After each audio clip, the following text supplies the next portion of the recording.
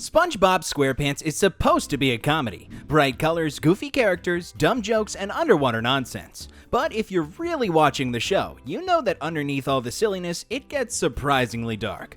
These characters might look ridiculous, but they've each gone through something emotionally brutal. Whether it's SpongeBob breaking down over losing Gary, or Plankton literally lying in the street waiting to die. The show just hides real pain behind talking sea creatures. And honestly, some of these moments feel way too real for a kid's cartoon. In this video, we're breaking down every SpongeBob character's saddest moment. And trust me, once you see these, you'll never think about Bikini Bottom the same way again. Before we start the video, make sure to subscribe to our channel. SpongeBob SquarePants is probably one of the happiest characters ever created. This yellow sponge lives in a pineapple under the sea and finds joy in literally everything. He loves his job flipping burgers, he gets excited about jellyfishing, and he treats everyone like his best friend. SpongeBob is pure optimism wrapped up in SquarePants. But that's exactly what makes his sad moments so devastating. When someone who's always happy finally breaks down, it hits different. Have You Seen This Snail from Season 4 is hands down one of the most emotionally devastating episodes ever made. Man, this episode hits different. Like, we've all seen SpongeBob be goofy and make mistakes, but this time he really messed up bad. So, here's what happens. SpongeBob gets this paddle ball set from Mermaid Man and Barnacle Boy. There's this challenge where you have to hit the ball like 30 trillion times in a row or something crazy like that. SpongeBob becomes completely obsessed with it. We're talking full addiction mode here. Gary keeps trying to get his attention because, he's hungry. His food bowl is literally empty, but SpongeBob just keeps telling him to go away. Gary even jumps on his face trying to get noticed, and SpongeBob throws him off and yells at him to leave him alone. That's when you know something's wrong, because SpongeBob never yells at Gary like that. Gary gets so desperate he starts eating the crumbs left in his bowl, but there's literally nothing there except spiders. Spiders! That's how neglected this poor snail is. So Gary does what any of us would do. He packs his stuff and leaves. He actually writes a goodbye note saying he's going to find someone who remembers to feed him. The really heartbreaking part comes when Patrick shows up days later. Days. SpongeBob has been playing paddleball for a whole week, maybe 10 days, and he hasn't noticed Gary is gone. When he finally realizes, you can see the exact moment his heart breaks. His eyes filled with tears, and he starts searching everywhere, calling Gary's name with this desperate voice that just cuts right through you. But here's where the episode becomes legendary in terms of sadness. They play this song called Gary Come Home while showing SpongeBob and Patrick putting up missing posters all over town. The lyrics are simple but devastating.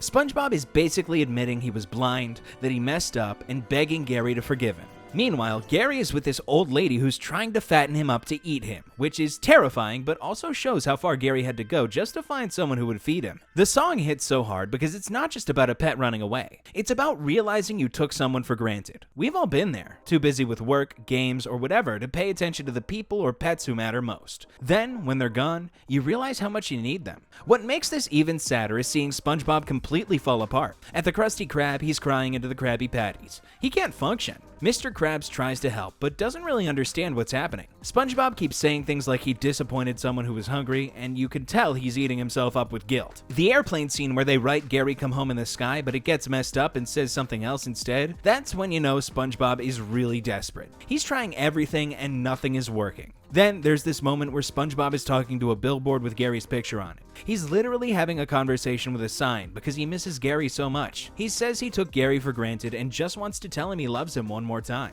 That's when Gary finally shows up, and SpongeBob just breaks down completely. The reunion is beautiful, but also kind of funny because Gary is super full from the old lady overfeeding him. When SpongeBob says Gary must be starving, Gary just groans like, actually, I'm stuffed. This episode works because every pet owner has felt that fear of losing their companion. And every pet owner has probably had moments where they were too busy to give their pet the attention they deserved. SpongeBob's guilt feels real because it comes from a real place. The Gary Come Home song became iconic for a reason. It perfectly captures that feeling of regret and desperation when you realize you've hurt someone you love. The melody is simple enough that it sticks in your head, but the emotions behind it are complex and painful. What's really genius about this episode is how it shows that even the happiest, most optimistic character can experience real depression and guilt. And SpongeBob is devastated. He stops functioning normally. That's what real grief looks like, and seeing it in a cartoon somehow makes it even more powerful, not less. The episode also shows how easy it is to get distracted by random things and forget what really matters.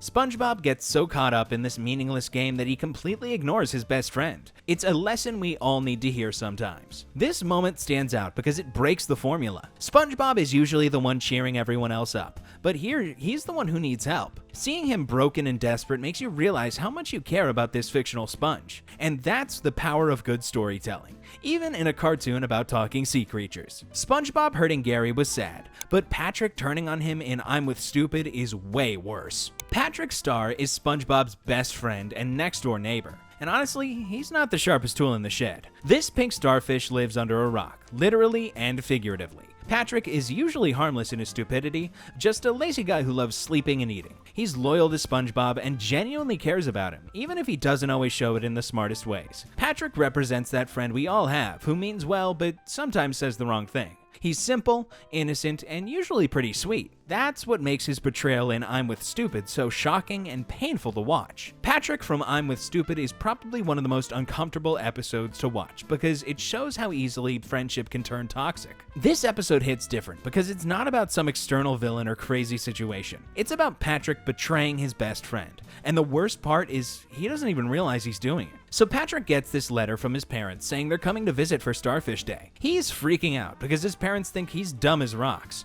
which, let's be honest, Patrick usually is, but that's beside the point. He's genuinely upset about disappointing them again. SpongeBob, being the good friend he is, comes up with this plan. He'll pretend to be even dumber than Patrick, so Patrick looks smart by comparison. It's actually a pretty sweet gesture. SpongeBob puts on his karate helmet to look stupid and starts acting like a complete moron. At first, everything goes according to plan. SpongeBob acts like he doesn't know how to shake hands. He runs into his own house. He makes weird animal noises. Patrick's fake parents start thinking Patrick is pretty smart for keeping this dummy in line. Patrick is loving the attention and praise from his parents. But then something really ugly happens. Patrick starts getting carried away with the whole thing. He begins making personal attacks on SpongeBob that go way beyond what they planned. He calls SpongeBob's clothes stupid, makes fun of his body shape, and even asks if he can borrow SpongeBob's mascara to embarrass him further. The fake parents are eating this up, laughing at every mean joke Patrick makes. And Patrick just keeps going. He's getting addicted to feeling superior and making his parents laugh. You can see SpongeBob's face getting more and more hurt with each insult.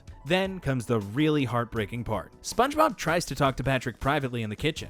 He asks Patrick to ease up on the insults because they're actually hurting his feelings. But Patrick has completely forgotten this is all an act. He genuinely believes SpongeBob is stupid now. Patrick tells SpongeBob that dumb people don't realize how dumb they are. He's completely bought into his own performance. When SpongeBob reminds him about their plan, Patrick thinks SpongeBob is making it up. He talks down to SpongeBob like he's talking to a child or a pet. SpongeBob gets so frustrated that he takes off his helmet and tries to prove he's actually smart. He confesses everything to Patrick's fake parents, explains the whole plan, shows them he can do math and speak in complete sentences. But they just think Patrick taught him all this stuff in 3 minutes. The parents keep praising Patrick for training SpongeBob so well. Patrick just goes along with it, taking credit for teaching SpongeBob how to talk and think. SpongeBob is desperate trying to prove his intelligence, but nobody believes him. What makes this so sad is watching SpongeBob realize that his best friend is completely turned on him. Patrick really thinks SpongeBob is beneath him. The betrayal is real, and SpongeBob can see it in Patrick's eyes. SpongeBob finally snaps and crashes through the wall to escape. He can't take being treated like an idiot by his own best friend anymore. The whole thing drives him to a mental breakdown. The twist ending where Patrick realizes these aren't his real parents makes it even worse. All this cruelty and betrayal was for nothing. Patrick put SpongeBob through emotional torture to impress 2 random strangers who don't even have a son. This episode is uncomfortable because it shows how quickly power can corrupt someone. Patrick gets a tiny taste of feeling superior and it goes straight to his head. He becomes genuinely mean and condescending. The sweet, loyal Patrick we know disappears completely. It all shows how peer pressure can make you do terrible things to people you love. Patrick wants his parents' approval so badly that he's willing to humiliate his best friend. When the fake parents start laughing at SpongeBob, Patrick joins in because it feels good to be part of the group. What's really disturbing is how Patrick starts believing his own lies. He gets so caught up in playing the smart one that he forgets it's all fake. His brain basically rewrites reality to make him feel better about himself. The episode doesn't really have a satisfying resolution either. Patrick's real parents show up and everything goes back to normal, but there's no apology to SpongeBob. Patrick never acknowledges how badly he treated his friend. SpongeBob just disappears from the episode after his breakdown. This makes it feel like one of the few SpongeBob episodes where the friendship feels genuinely damaged. Usually when they fight, it's over silly misunderstandings, but this time Patrick revealed something ugly about his character. He showed that under the right circumstances, he's willing to throw SpongeBob under the bus. This episode works because everyone has experienced this kind of betrayal. We've all had friends who changed when they got around certain people. Or maybe we've been the Patrick, getting so caught up in fitting in that we hurt someone we care about. It's a surprisingly mature storyline for a kid's show. Most cartoons would have Patrick realize his mistake and apologize, but this episode just lets the betrayal hang there, unresolved and painful. Sometimes, friendship isn't enough to overcome selfishness and insecurity. Patrick's betrayal showed how cruel a best friend can be, but Squidward's pain shows that being unseen and unappreciated cuts even deeper. Squidward Tentacles is probably the most miserable character in all of SpongeBob. This grumpy octopus lives between SpongeBob and Patrick, which is basically his personal version of hell. Squidward thinks he's an artist and an intellectual, but the world keeps reminding him that he's just a cashier at a fast food restaurant. He's bitter, sarcastic, and always getting the short end of the stick. Squidward represents that part of all of us that feels unappreciated and stuck in life.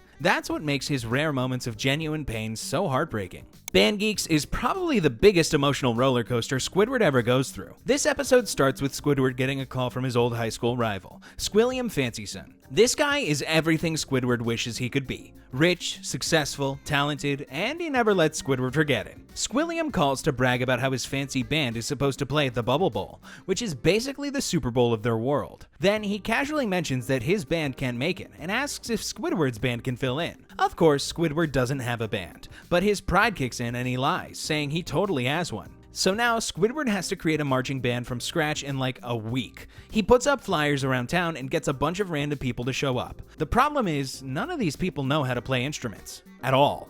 The whole experience is just Squidward getting humiliated over and over. When he asks if anyone has musical experience, Plankton asks if torture instruments count, and Patrick asks if mayonnaise is an instrument. These people are hopeless, and Squidward knows it. Every practice session is a disaster. On day 1, the drummers literally shoot their drumsticks out of their mouths and pin Squidward to the wall. Sandy beats up Patrick and stuffs him inside a trombone. On day 2, the flag twirlers spin so hard they fly into a blimp and die in an explosion. Day 3. Plankton nearly passes out trying to play a harmonica that's bigger than his entire body. By day 4, Squidward is desperate. He tells everyone to play really loud, thinking that might help somehow. The result is so bad it breaks all the windows and deforms Squidward's face. Then, when he suggests playing quietly instead, everyone starts arguing and breaks into a massive fight. But here's where the episode gets really sad. After the fight ends, Squidward has a complete breakdown.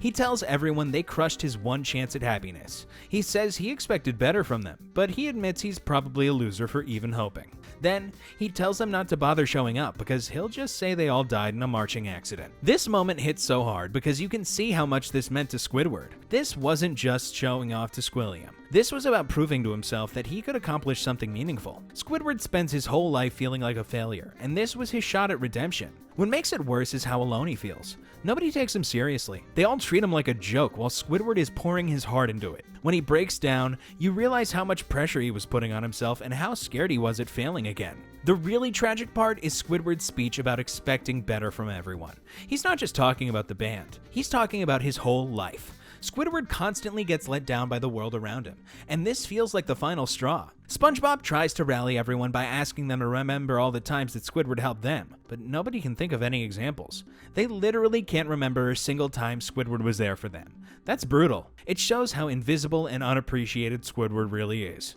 The next day at the Bubble Bowl, Squidward is ready to admit defeat. He's planning to cancel everything and accept the humiliation. When Squilliam shows up just to watch him fail, you can see Squidward die a little inside. This guy came all the way just to enjoy Squidward's embarrassment. Then, the band shows up in full uniform, and Squidward realizes he has to go through with it. As they're getting ready to perform, Squidward is convinced this will be the worst moment of his life. He's sweating, shaking, just waiting for the disaster to happen. But then, something magical occurs. The band actually sounds incredible. They perform this epic rock song called Sweet Victory, and it's absolutely amazing. The crowd goes wild. Squilliam faints from shock, and Squidward finally gets his moment of triumph. What makes this so powerful is how much Squidward suffered to get there. His victory feels earned because we saw him at his lowest point. We saw him give up hope completely. When he finally succeeds, it means everything because failure seems so certain. The episode works because everyone has felt like Squidward at some point. We've all had dreams that seemed impossible and people who didn't believe in us. We've all had moments where we wondered if we were just kidding ourselves about our talents or potential. Squidward's breakdown is so real because it comes from a place of genuine pain. He's not just being dramatic or selfish. He's a guy who's been beaten down by life over and over, and this felt like his last chance to matter. When it seemed like that chance was gone, he completely fell apart. The triumph at the end is beautiful, but it doesn't erase the sadness of what came before. Squidward had to go through hell to get this moment of glory, and knowing Squidward's luck, he probably went right back to being miserable the next day. But for that one moment, he got to feel like he accomplished something special. Squidward shows us what it's like to be invisible and unloved, but Mr. Krabs proves that being seen means nothing if all you care about is money. If you're enjoying our video so far, don't forget to subscribe to our channel. Eugene Krabs is the greediest character in all of SpongeBob. This red crab owns the Krusty Krab restaurant and will do literally anything for money. He pays his employees almost nothing, overcharges for everything, and treats money like it's more important than people. Mr. Krabs represents capitalism at its worst, where profit matters more than human decency. He's usually seen as a funny character, but sometimes his greed gets so extreme that it becomes genuinely disturbing. That's exactly what happens in this episode. Born Again Krabs starts with Mr. Krabs being his usual cheap self. SpongeBob finds an old, moldy Krabby Patty under the grill and tries to throw it away, but Mr. Krabs stops him because selling that rotten patty would make him 5.2 cents. He actually has an alarm system to prevent food from being thrown away. That's how obsessed he is with money. Mr. Krabs forces SpongeBob to serve this disgusting patty to customers. The thing is so old and gross that it's literally growing mold and making animal noises. Customers run away screaming when they see it.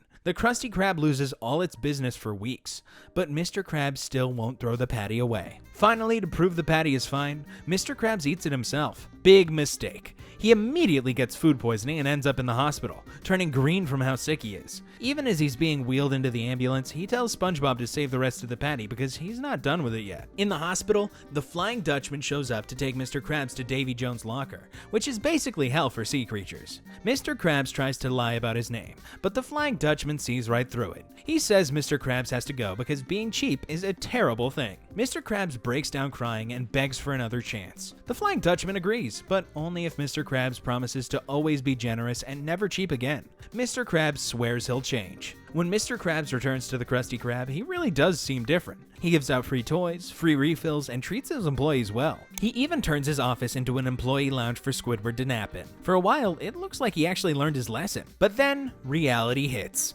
Mr. Krab gets a credit card bill for $10,000 and realizes he has no money to pay it. When SpongeBob and Squidward tell him he's actually awake and not dreaming, Mr. Krabs completely snaps. His head literally cracks open from the shock. Immediately, all his generosity disappears. He starts taking back the free sodas, confiscating toys from kids, and even erasing a customer's memory of a movie he was watching. When he sees a customer reaching for a penny on the ground, Mr. Krabs grabs the guy's arms and threatens to rip them off if he doesn't let go. That's when the Flying Dutchman comes back, furious that Mr. Krab broke his promise. He's ready to drag Mr. Krabs to eternal punishment when SpongeBob steps in to defend his boss. SpongeBob insists that Mr. Krabs is generous and would never sell him out for money. The Flying Dutchman decides to test this. He offers Mr. Krabs a choice between SpongeBob and all the money in his pocket. Mr. Krabs asks how much they're talking about. When the Flying Dutchman says 62 cents, Mr. Krabs immediately takes the money without hesitation. This moment is absolutely brutal. SpongeBob's face shows complete shock and heartbreak. This is his boss, someone he looks up to and cares about, literally selling his soul for pocket change. Not even a lot of money, just 62 cents. Less than $1. What makes it worse is how casual Mr. Krabs is about it. He doesn't even hesitate or feel bad. He just grabs the money like it's the most natural thing in the world. When Squidward asks how he could trade SpongeBob for 62 cents, Mr. Krabs asks if he could have gotten more. The Flying Dutchman takes SpongeBob to Davy Jones's locker, leaving Mr. Krabs counting his coins. But then Squidward really lets him have it. He tells Mr. Krabs he should be ashamed of himself for selling out someone who stuck up for him. That's when Mr. Krabs finally realizes what he's done. Mr. Krabs breaks down crying, saying he doesn't want the money anymore and just wants SpongeBob back. Luckily, the Flying Dutchman returns SpongeBob because he was too annoying to keep around. But the damage is done. We've seen how far Mr. Krabs will go for money. This episode is just dark because it shows Mr. Krabs at his absolute worst. Most of the time, his greed is treated like a joke, but here, it crosses a line into something genuinely evil. He literally sold his employee's soul for loose change. What makes it sadder is SpongeBob's reaction. Even after being betrayed like that, SpongeBob tries to make excuses for Mr. Krabs. He says Mr. Krabs did it for the Krusty Krab and that he would have done the same thing. But when Mr. Krabs asks if he really would have, SpongeBob quietly says no. The episode works because it shows how addiction to money can corrupt someone completely. Mr. Krabs had a genuine spiritual awakening and really wanted to change. But the moment money was involved, all his good intentions went out the window. His greed is literally stronger than his love for the people around him.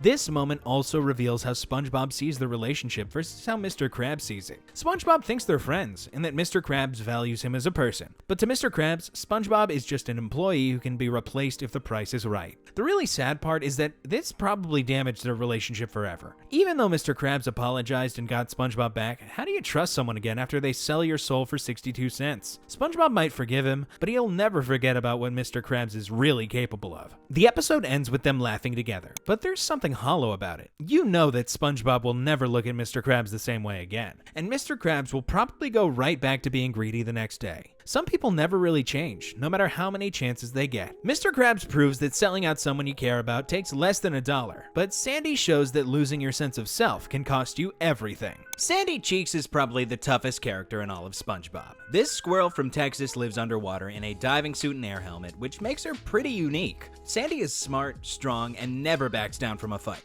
She's a scientist, a martial artist, and basically good at everything she tries. Sandy represents independence and confidence. She's the character who always has her act together. That's what makes seeing her completely helpless and humiliated so hard to watch. Someone's in the Kitchen with Sandy is honestly one of the most uncomfortable episodes to sit through. This whole thing starts because Plankton is trying another scheme to steal the Krabby Patty formula. He hides inside a sesame seed on a burger bun, gets served to Sandy, and ends up trapped in her air helmet when she eats a patty. The episode reveals something we never knew about Sandy before. When she gets home to shower, she literally peels off her fur like it's a costume. Underneath, she's just a pink hairless body wearing purple underwear. Her fur is actually a removable pelt that she hangs up like clothing. Plankton sees this and gets an idea. While Sandy is showering and singing happily, he steals her fur pelt and locks her in the bathroom. Then he takes the fur to the chum bucket, puts some robot controls in it, and uses it to impersonate Sandy at the Krusty Krab. Meanwhile, Sandy finishes her shower and realizes her fur is gone. She breaks down the bathroom door and puts a coffee pot on her head as a makeshift helmet. Then she runs out into Bikini Bottom to find whoever stole her fur, wearing nothing but her underwear. This is where the episode gets really sad. Sandy is completely exposed and vulnerable in a way we've never seen before.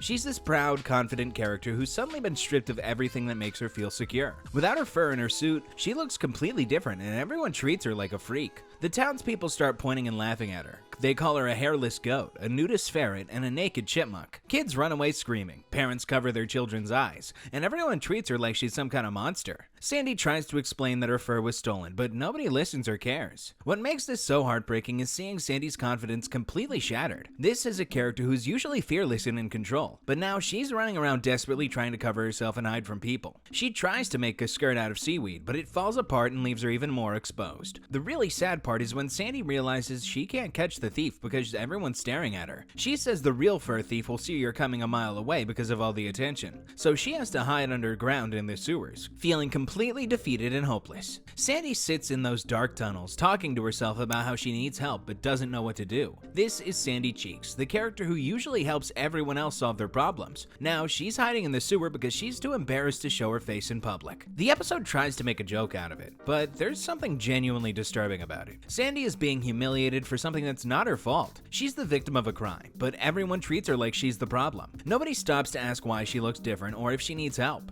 What's worse is that this episode reveals Sandy's biggest insecurity. Her fur isn't even real. She's been wearing what's basically a fursuit this entire time. That means every confident, tough moment we've seen from Sandy was while she was essentially in costume. Without it, she's just as vulnerable as anybody else. The episode also shows how quickly people can turn on you when you look different. These are the same townspeople who usually respect Sandy, but the moment she appears without her fur, they treat her like garbage. It's a pretty dark commentary on how society judges people based on their appearance. Even when Sandy finally catches Plankton and gets her fur back, the episode doesn't end well for her. The police show up and arrest her for public nudity instead of arresting Plankton for theft and identity fraud. Sandy ends up being the one who gets punished even though she was the victim. This episode works because everyone has felt exposed and vulnerable at some point. We've all had moments where we felt like everyone was staring at us and judging us, but Sandy's experience is extreme. She literally loses her identity and becomes a completely different person in everyone's eyes. The saddest part is realizing that Sandy's confidence might have been fake all along. If she needs a fur suit to feel strong and capable, what does that say about who she really is underneath? The episode suggests that even the toughest people have insecurities and that our identities might be more fragile than we think. Sandy's humiliation feels real because it goes beyond being just embarrassed. She loses her dignity, her identity, and her place in society all at once. When someone takes away the thing that makes you feel like yourself, it can destroy everything you thought you knew about who you were. Sandy loses her dignity and identity for simply being seen without a disguise, but Plankton loses his will to live because someone decided his worst fear was funny.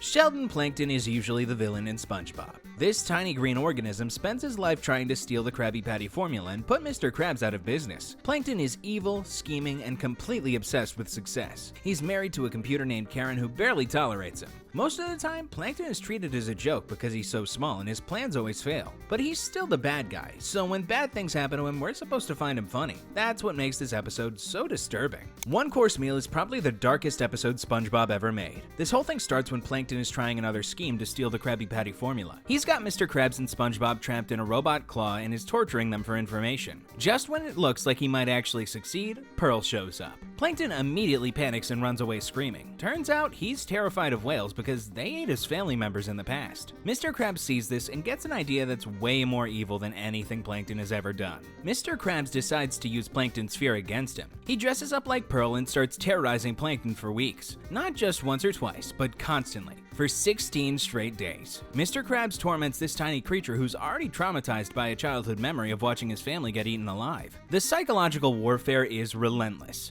Mr. Krabs shows up everywhere Plankton goes, popping up out of dumpsters, sneaking into his lab, and constantly threatening to eat him. He does perfect impressions of Pearl's voice and mannerisms, making the whole thing feel real to Plankton. Every time Plankton thinks he's safe, fake Pearl appears with her mouth open, ready to devour him. Plankton becomes completely paranoid and stops leaving the house. He grows out his hair and fingernails, wears tissue boxes as shoes, and basically becomes a hermit. He's having nightmares about being eaten by whales and can't function normally. Karen, his own wife, doesn't believe him and thinks he's going crazy. The nightmare sequence is particularly brutal. Plankton dreams about being swallowed by a demonic version of Pearl and landing in her stomach, where he finds his dead ancestors floating in gastric acid. His grandfather greets him cheerfully, like this is just a normal family reunion in hell. It's the kind of imagery you'd expect in a horror movie, not a kid's cartoon. The really messed up part is watching Plankton deteriorate mentally. This isn't the confident, scheming villain we're used to. He's a broken, terrified creature who can't even step outside without having a panic attack. Mr. Krabs is literally driving him crazy, and he's enjoying every second of it. What makes this so much worse is the power dynamic. Plankton is already the smallest, weakest character in the show. He poses no real threat to anyone, and his schemes always fail. Mr. Krabs is bigger, stronger, and has more resources. This isn't a fair fight between equals. It's a powerful bully systematically destroying someone who can't defend themselves. The episode also shows how trauma compounds over time. Plankton's original fear came from watching his family get murdered. Mr. Krabs is essentially forcing him to relive that trauma over and over again. Each fake Pearl encounter reinforces the original horror and makes the fear stronger. By the end, Plankton is completely consumed by terror. Then comes the moment that shocked everyone.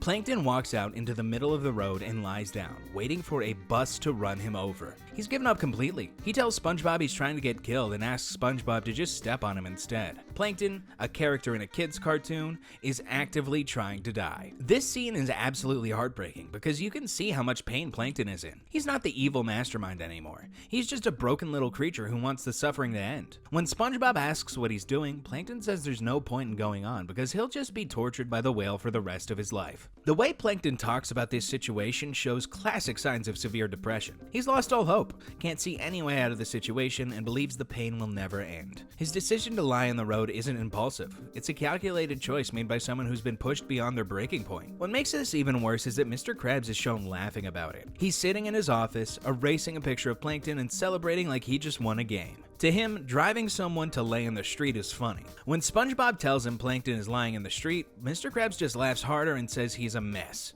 SpongeBob is the only character who shows any compassion. He refuses to step on Plankton and later confronts Mr. Krabs about his behavior. But even SpongeBob doesn't fully understand how serious the situation is. He treats it like a prank gone too far instead of recognizing that someone is having a mental breakdown. The episode tries to justify Mr. Krabs' behavior by reminding us that SpongeBob accidentally revealed the location of the secret formula. But that doesn't excuse psychological torture. Protecting a sandwich recipe doesn't give you the right to drive someone to death. The punishment is completely disproportionate to the crime. This episode was heavily criticized by fans for being too dark and inappropriate for children. Many people felt it crossed a line by showing a character attempt something so extreme, even if it was played for comedy. The fact that it was Plankton, usually the villain, made it even more disturbing because it suggested that bad people deserve to suffer. What's really sad is how alone Plankton is throughout this whole ordeal. Karen doesn't believe him, Mr. Krabs is actively tormenting him, and everyone else just doesn't know or doesn't care. He has no support system and no one to turn to for help. That's a pretty realistic portrayal of how depression and trauma can isolate someone. The episode ends with SpongeBob saving Plankton from his own revenge plot, but there's no real resolution. Plankton doesn't get help for his trauma,